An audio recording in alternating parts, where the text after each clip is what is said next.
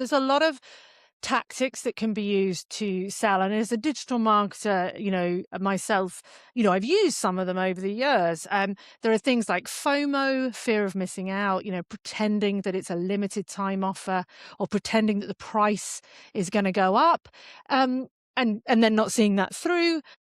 There is, uh, kind of really preying on people's negative emotions and making them feel that if they don't buy this, they're stupid or they're going to miss out. They're fat, they're ugly, the whole beauty industry, really, a lot of that is Yeah, predicated on that. exactly. Yeah, I mean, at the end of the day, understanding selling is understanding that it's about emotion and empathy more than anything else.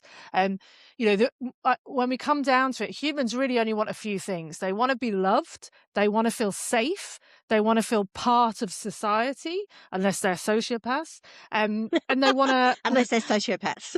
Yes, and they want to feel secure. So no matter what you're selling, at the end of the day, that you're selling one of those. So, we commented on the beginning of this podcast about my jumper. Now, why did I buy this jumper? I love I it. bought it. Yes, thank you. It's very nice. It's got a fox on it. I bought it because I like the color. I like the fox. But what did I want to represent to other people? I wanted to represent to other people that I'm the kind of woman that wears a nice green jumper with a fox on. You And foxy you'll see lady. that. Yeah, well, you'll make assumptions about me. I'm not wearing a sharp suit.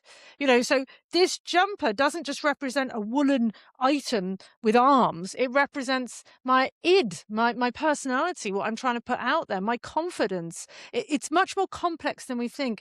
But the problem is you can't take advantage of that.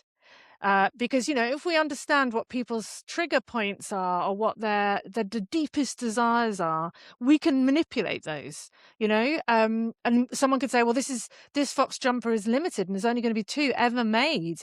And so you better buy it now and you're going to pay $100 more because it's so exclusive. The next day I go back to the website and the same offer's there again. So we can manipulate these things. And that's what ethical selling is about. It's about not using these tactics in a dishonest way. Yeah. Yeah, and pressuring people, that's a big one too, isn't it? Limited time Mm, offer, make a decision mm. now.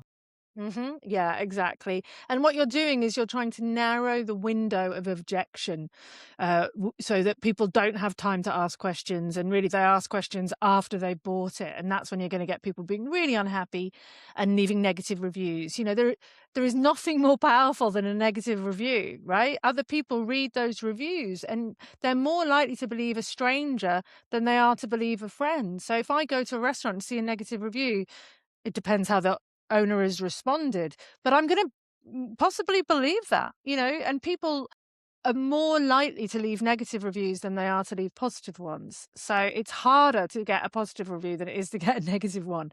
So we just have to be careful that we don't bamboozle people into buying things they don't need or want, and then they have this regret, and that regret comes out in negativity towards you and your brand.